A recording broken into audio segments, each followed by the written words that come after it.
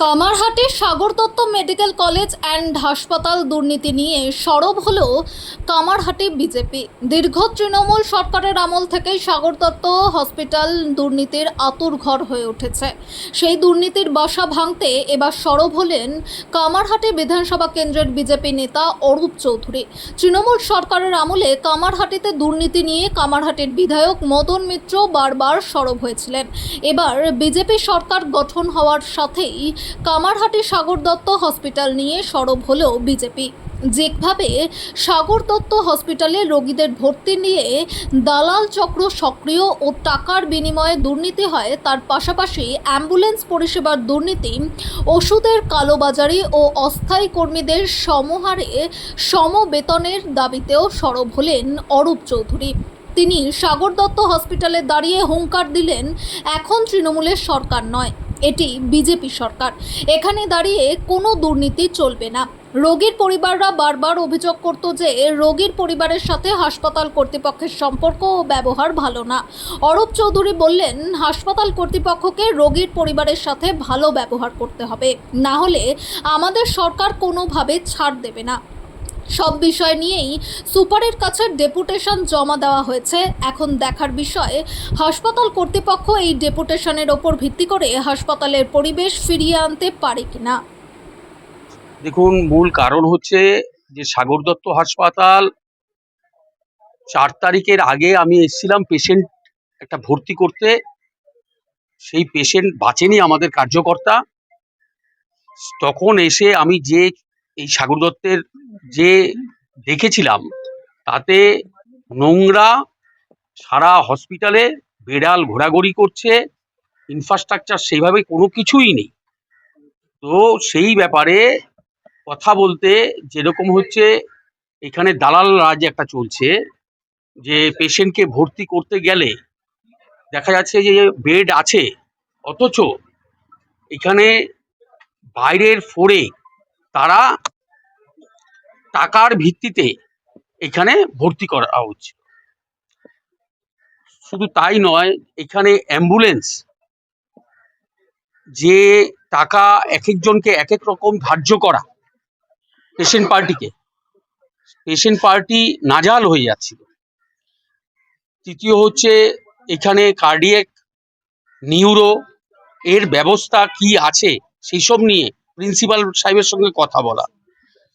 তারপর হচ্ছে কন্ট্রাকচুয়াল, যে এখানে যারা কাজ করে তাদের স্যালারিটা, তারা বারংবার আমাদের বলছে যে স্যালারিটা কম, তারা সময় মতন মায়না পাচ্ছে না। তা সেই ব্যাপারেও কথা বলা। তবে আশ্বস্ত প্রিন্সিপাল সাহেব করেছেন, যেহেতু কন্ট্রাকচুয়াল সেই কন্ট্রাক্টর ঝাড়খণ্ডের, তার সঙ্গে আমরা কথা বলবো যেন তাদের মায়নাটা বাড়ানোর জন্য, এবং সব থেকে বড় কথা হচ্ছে সময় মতন মায়নাটা দেওয়ার জন্য। এমনিতেই কম, তার মধ্যেও সময় মতন দিচ্ছে না। আর আজকে প্রিন্সিপাল সাহেবের সঙ্গে প্রায় 1.5-2 ঘন্টা কথা হয়েছে। ওনার তিক্ত অভিজ্ঞতা আগের সরকারে বা এখানকার বর্তমান এমএলএ সম্পর্কে, যে একটা গুন্ডারাজ এবং থ্রেট কালচার কায়েম করে রেখেছিল, সেই জায়গা থেকে আজকে আমি এখানে এসে যেটা দেখলাম, সেইটা ক্লিনিং অনেক পরিষ্কার হয়েছে। মানে সরকার পরিবর্তন হওয়াতে এবং আমাদের সকলের প্রিয় মুখ্যমন্ত্রী সম্মানীয় শুভেন্দু অধিকারী যে অ্যাকশন মোডে নেমেছেন, কাজ, শুধু কাজ চাই, তো তাতে দেখে মনে হলো অনেক ক্লিনিং হয়েছে। এবং সেই আগের যে পরিকাঠামো, সেটাকে কিভাবে উন্নত করা যায় সেই ব্যাপারে অনেকক্ষণ ডিসকাশন হয়েছে। সেইটা একটা, ওনাদেরও সহযোগিতা দরকার। ডাক্তারের, এখানে ডাক্তারের সংখ্যা কম, সেই ব্যাপারেও কথা হয়েছে। আশা করি এই সম্পূর্ণ ব্যবস্থাটা খুব শীঘ্রই রাজ্য সরকার এর উপরে নজর দেবে, দৃষ্টি আকর্ষণ করবে। আমরাও এই ব্যাপারে তৎপর, যে এই ঘটনাগুলো যেন না ঘটে। এই দালাল রাজ, বেড পাচ্ছে না, সেখানে একটা প্রবলেম হয়ে যাচ্ছে। যাই হোক, আজকে উনি যতটা আমাদের পেরেছেন, আমরা মাঝে মধ্যেই আসবো। যেন পেশেন্ট পার্টির সঙ্গে কথা বলেছি, পেশেন্টের সঙ্গে কথা বলেছি, সেই পেশেন্ট অনেকটা স্বস্তি অনুভব করছে। টাইম মতন খাওয়ার পাচ্ছে, যেটা আগে হতো না। সবকটা পেশেন্টেই আমরা দেখলাম যে তারা একটু স্বস্তি অনুভব করছে। আমি জিজ্ঞেস করলাম ওষুধের কোনো অসুবিধা হচ্ছে কিনা, এক দুটো ব্যতিক্রম ছাড়া সবাই বলেছে যে ওষুধ এই মুহূর্তে ঠিকঠাক হচ্ছে। কিন্তু অনেকে দেখা গেছে যে 20 দিন 25 দিন আগে ভর্তি হয়েছে, সেইগুলো বললো যে তারা বলছে যে আগে যখন ভর্তি হয়েছি এবং এখনের মধ্যে র্যাপিডলি চেঞ্জ হয়ে গেছে সরকার পরিবর্তন হওয়াতে। তো সেই জিনিসগুলো মানে আমার খুব ভালো লাগলো। আর হচ্ছে আমাদের ডাক্তারবাবুরা, প্রিন্সিপাল যিনি আছেন, তিনি চেষ্টা করছেন কিভাবে আর একটু ভালো পরিষেবা দেওয়া যায়। কারণ এই এই এই যে মেডিকেল কলেজ এখানের, এইটা হচ্ছে এই টোটাল এই জায়গার কমসে কম অন্তত 8-10টা বিধানসভার ফুসফুস, এটা কেন্দ্র। সেইটাকে কিভাবে আরো বড় করা যায়, যেরকম উনি একটা স্বস্তির কথা শোনালেন যে বিল্ডিং দোতলা আরো ক্রিয়েট করছে, উপরে 5 তলার উপরে আরো দোতলা ক্রিয়েট করছে, সেখানে বেড সংখ্যা বাড়বে। এই হচ্ছে দাদা, অবস্থা। এখানে দুটো জিনিস খুব বেশি শোনা যায়। একটা হচ্ছে ব্লাড ব্যাংকে ব্লাড নিতে আসলে পরে ব্লাড পাওয়া যায় না, ঘোরানো হয়। এক, দুই হচ্ছে পেশেন্ট পার্টির সাথে আয়া যারা আছে তারা খুব বাজে ব্যবহার করে। এক, শুধু পেশেন্ট পার্টির সাথে, এমনকি নার্সদের সাথেও তারা খুব বাজে ব্যবহার করে, যার জন্য নার্সদের অনেক ক্ষেত্রে ভয়ে কাজ করতে তারা ওনারা ভয় পান। কি বলবেন এটা নিয়ে?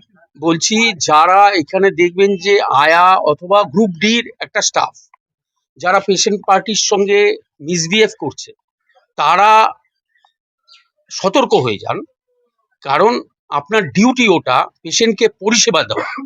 আপনাদের এর মারফতেই আমরা বলছি যে পেশেন্টকে পরিষেবা দিন এবং অ্যাটিটিউড ঠিক করুন, না হলে বদলাতে বেশিক্ষণ লাগবে না। কারণ সরকারটাই বদলে গেছে, ওনাদের এখনো হুঁশই আসে না।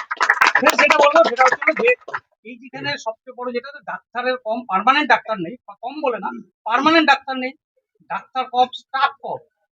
3 নম্বর গেল। 4 নম্বর হচ্ছে সিসি ক্যামেরা বা প্রোটেকশন, বা এই যে রাত্রিবেলায় অবৈধভাবে কার পার্কিং। আপনি এসে দেখুন সারা হসপিটালে কার পার্কিং হয়ে থাকে, রাত্রিবেলাতে গাড়ি রাখা হয়। এই বিষয়কে আপনি উচ্চপদস্থ, মানে আপনাদের তো সরকারের স্বাস্থ্যমন্ত্রী বা সরকারকে স্বাস্থ্য জানাবেন। নিশ্চিতভাবে আজকের এই ঘটনা, আপনারা যেটা বলছেন যে কার পার্কিং, এখানে অবৈধ অনেক কিছু ঘটতো। সেইটা আমি পুলিশ প্রশাসনের সঙ্গে, আইসির সঙ্গে, কামারহাটির সঙ্গে কথা বলবো যে এই ঘটনাগুলো, এই যে ঘটনাগুলো আপনারা বলছেন, সেইটা দৃষ্টি আকর্ষণ করব এবং প্রপারলি অ্যাকশন নিতে বলবো।